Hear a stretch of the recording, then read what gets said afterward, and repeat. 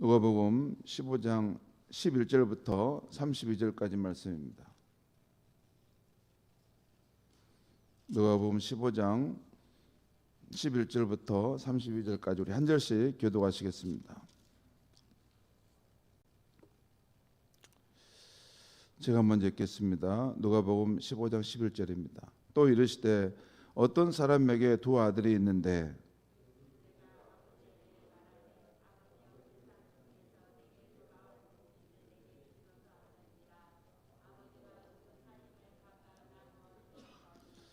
그 며칠이 못되어 둘째 아들이 재산을 다 모아가지고 먼 나라에 가 거기서 허랑방탕하여 그 재산을 낭비하더니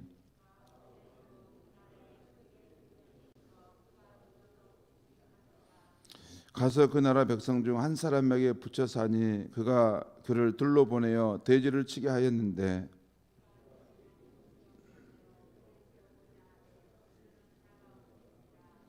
이에 스스로 돌이켜 이르되 내 아버지에게는 양식이 풍족한 품꾼이 얼마나 많은가. 나는 여기서 주려 죽는구나.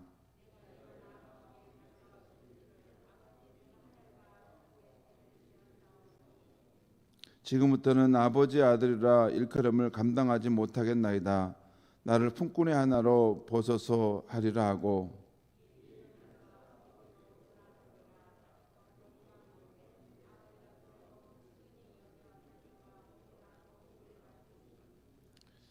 아들이 이르되 아버지 내가 하늘과 아버지께 죄를 지었사오니 지금부터는 아버지 아들이라 일컬음을 감당하지 못하겠나이다 하나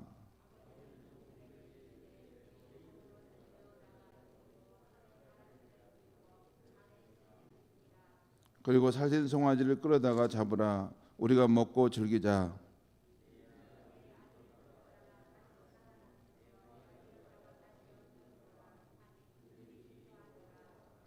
맏아들은 밭에 있다가 돌아와 집에 가까이 왔을 때 흉악과 춤추는 소리를 듣고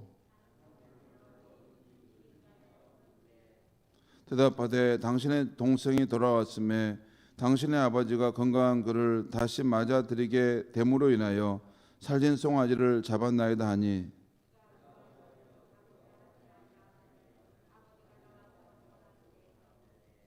아버지께 대답하여 이르되 내가 여러 해 아버지를 섬겨 명을 어김이 없거늘 내게는 염소 새끼라도 주어 나와 내 벗으로 즐기게 하신 일이 없더니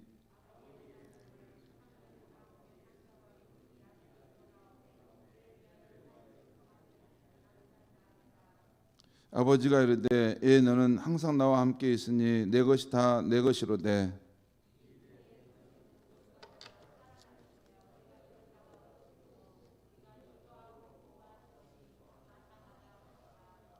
아멘. 오늘 이 성전에 나와서 오늘 하루를 시작하는 우리 성도님들에게 또 하나님의 평강과 또 잔잔한 은혜가 함께하기를 바랍니다. 그리고 이 영상으로 지금 이 새벽 예배에 참여하신 우리 성도님들에게도 하나님의 은혜와 평강이 함께하기를 바라는데요. 제가 어제는 몸이 너무 아파가지고 집에서 제가 영상으로 새벽 예배를 드렸습니다. 영상으로 예배를 드리면서 내가 느낀 건 거기 보면 우리 성도님들이 댓글을 올려요.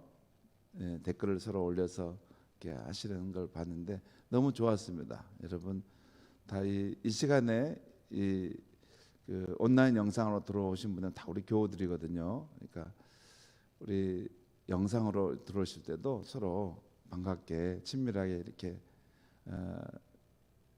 사랑하는 사람에게 인사하듯이 굿모닝 좋은 아침입니다. 또 오늘 하루 주 안에서 형통하시기 바랍니다. 뭐 이런 좋은 멘트를 쓰시면 좋겠습니다.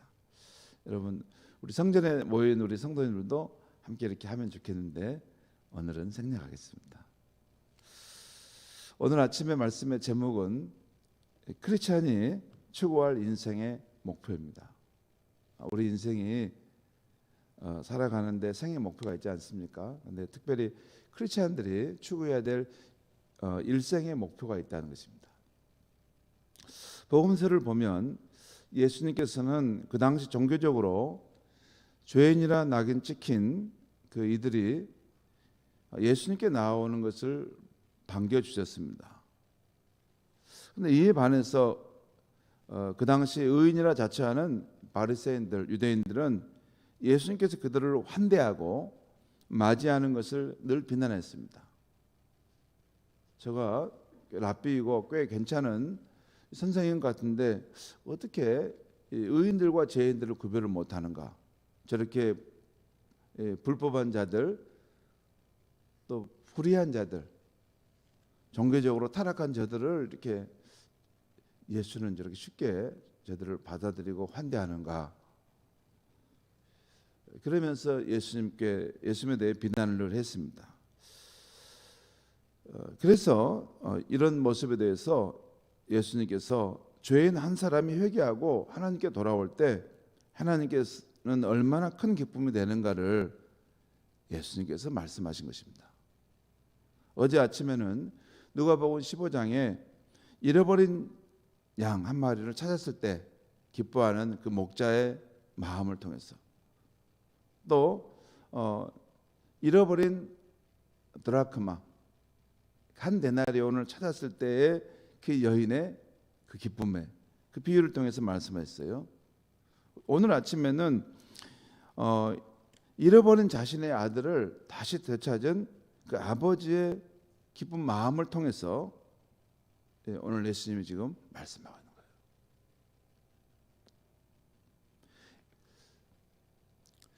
바리새인들을 향해서 이 세상에 진정으로 가장 중요한 것이 무슨 일이겠느냐 하는 것이에요.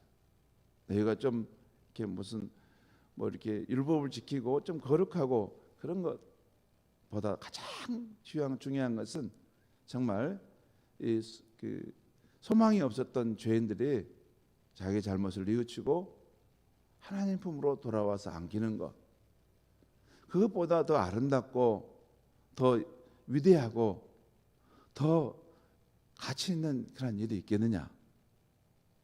그래서 내가 한 죄인이라도 회개하고 아버지 품으로 돌아왔으면 해서 이런 죄인들이 내게 나올 때 뿌리치지 아니하고 이렇게 그들을 환대하고 맞이하는 것이다.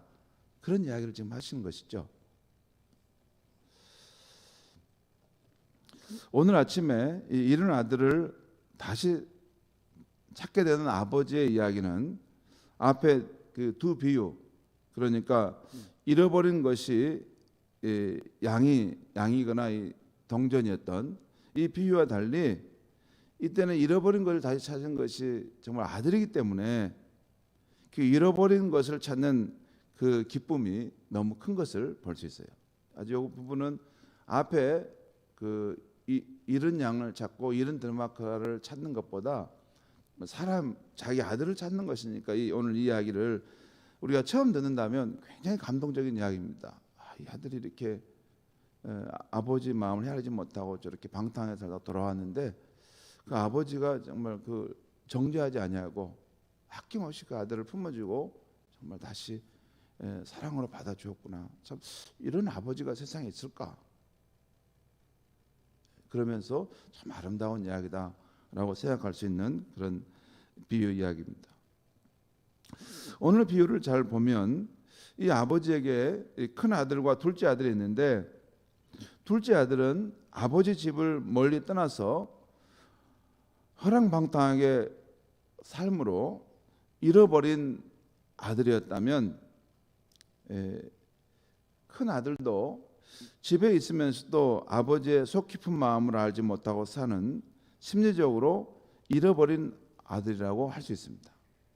그 집 나간 둘째 아들은 물리적인 면에서 공간에서 저 멀리 가서 아버지를 떠나서 살면 내가 자유하겠지, 내 마음대로 살아버려야 되겠다, 그러면서 멀리 떠나가는 이 물리적인 공간이 멀리 떨어져 있는 잃어버린 아들이었다면 집안에 있으면서도 그 아버지의 속 깊은 마음을 알지 못한 그 큰아들은 심리적인 면에서 잃어버린 아들이었어요. 그렇죠? 심리적으로 아버지의 마음을 통 모르는, 여러분 그렇지 않습니까? 우리도 다시 키워보지만 그 아버지의 마음을 알지 못하고 자기 뜻대로 하는 그 아들의 모습을 볼 때 안타깝지 않습니까? 그런 것을 오늘 볼 수 있죠. 이 아버지에게는 이 물리적인 공간에 멀리 가서 잃어버린 아들도 있고, 또한 심리적인 면에서 집에 있지만 심리적인 면에서 아버지와 너무 멀리 살고 있는 그 아들의 모습을 함께 보고 있는 것이죠. 그러니까 어쩌면 오늘 우리들에게 더 이게 시사점을 주는 이 인물은 집 안에 있으면서도 이 아버지의 이 진정한 사랑을 알지 못하는 이 큰아들의 모습이 어쩜 우리에게 더 많은 시사점을 줍니다. 자기 동생이 잘못을 뉘우치고 돌아왔건만 아버지와 함께 기뻐하지 못하고 오히려 아버지는 자신에게 일만 시키는 인색한 주인과 같은 분으로 여기고 있습니다. 그것이 오늘 본문 29절 3절에 나와 있지 않습니까? 그 동생을 위한 잔치가 벌어진 걸 보고도 집으로 가기를 꺼려할 때 아버지가 나와서 야 들어가자 했지만 그 큰아들은 거절하면서 뭐라고 말하냐면 오늘 29절 3절 이렇게 말씀하고 있어요. 29절 30절 말씀을 제가 읽겠습니다. 아버지께 대답하여 이르되 내가 여러 해 아버지를 섬겨 명을 어김이 없거늘, 아버지의 명령을 어긴 것이 없거늘 내게는 염소 새끼라도 주어 나와 내 벗으로 즐기게 하신 일이 없더니. 3절입니다. 아버지의 살림을 창녀들과 함께 삼켜버린 이 아들이 돌아오매 이를 위해서는 살찐 송아지를 잡으셨나이다. 아버지 어찌 이럴 수 있습니까? 나는 아버지와 함께 살면서 얼마나 열심히 아버지를 도왔습니까? 아버지 명령한 건 내가 언제 어겼습니까? 나한테는 뭘 이거 준 거 없던데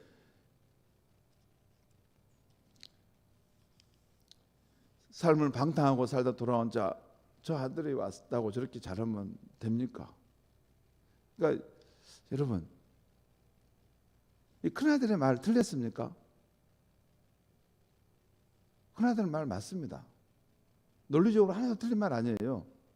딱 맞는 말이죠. 교회 안에서도 그렇게 말할 수 있습니다. 논리적으로 따져가지고 아니 저렇게 인생을 허비하고 망탕하게 아무렇게 사는 사람을 위해서 너무 예쁘게 그 잔치를 베푼 거 아니에요? 그리고 열심히 일하고 열심히 주를 위해서 봉사했던 우리는 뭡니까? 이 말 맞습니다. 논리적으로 정확하게 맞아요. 근데 인생이란 여러분 한 면만 있는 게 아니에요. 여러 면이 있고 또 인생이라는 작은 면도 있고 더 큰 면도 있습니다. 지금 이 아버지가 그 집에 있는 맏아들이 성실하다는 건 모릅니까? 다 압니다. 다 압니다. 그리고 그 집에 있는 맏아들에 대한 고마운 마음도 있습니다. 참 자기 독립돼서 자기 마음대로 살고 싶을 텐데 나를 이렇게 늘 가까이서 나를 도와주는구나. 고맙다. 그 마음 갖고 있지요. 그런데 지금 이 순간에는 그 무엇보다도 잃어버렸던 그 아들 동생이 돌아왔지 않습니까? 그래서 이 아들을 좀 크게 우리가 환영해 주자. 그것이 아버지의 큰 마음입니다.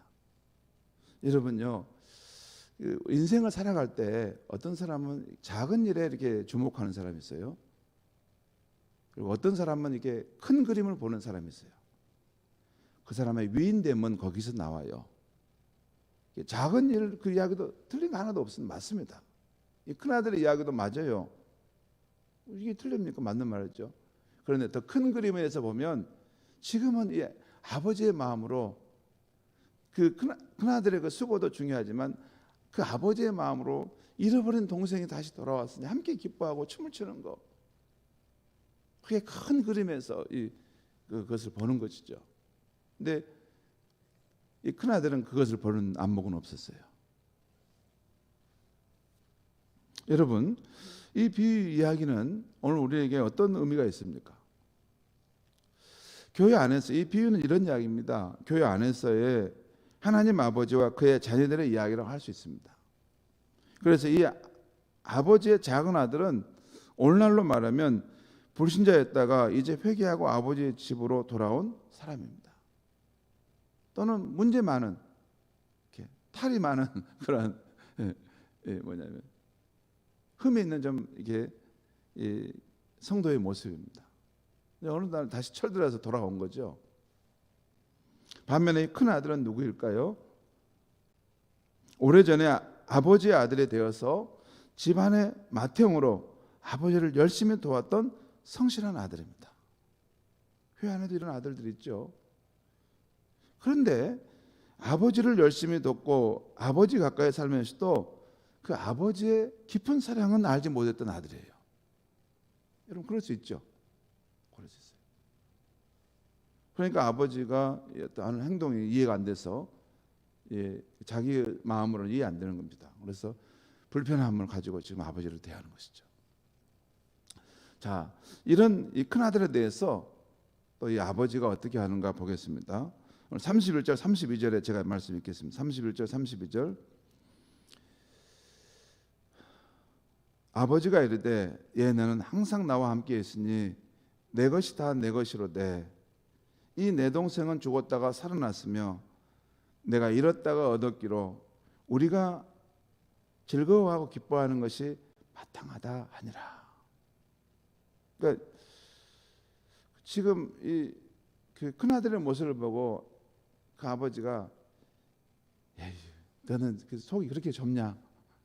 그래 너는 그럼 그 집에 밖에 있어라 이렇게 하신 것이 아니고 아버지가 그 당시에는 여러분 아버지의 이 권위라는 것은 절대적인 것입니다. 한 집안에 가부장적인 세상이기 때문에 절대적인 것이에요. 근데 이런 상황에 대해서 아버지가 그 큰아들에 대해서 뭐라고 한마디 할 수 있을 텐데도 오히려 직접 나와가지고 그 아들에게 가서 하는 말이 예 항상 내가 너와 함께 있지 않느냐, 내 것이 다 너 것이지 않느냐,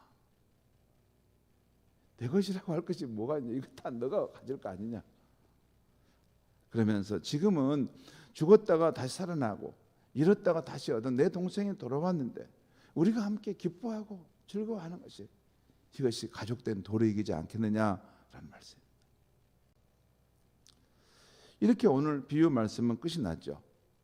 예수님의 초대 말씀, 그 초대 말씀을 들은 이 큰 아들은 어떻게 했을까요? 여러분 어떻게 했을까요? 그렇게 끝나요. 지금 이게 전부예요. 우리가 함께 들어가서 기뻐하지 않겠느냐. 이 오픈 엔딩으로 끝나요. 그 다음은 어떻게 됐을까요? 잔치가 있는 집으로 들어가서 아버지와 함께 돌아온 동생을 축하해 주었을까요? 아니면 끝내 아버지의 깊은 마음을, 깊은 사랑을 받아들이지 못하고 집 밖에 머물러 있었을까요? 어떻습니까?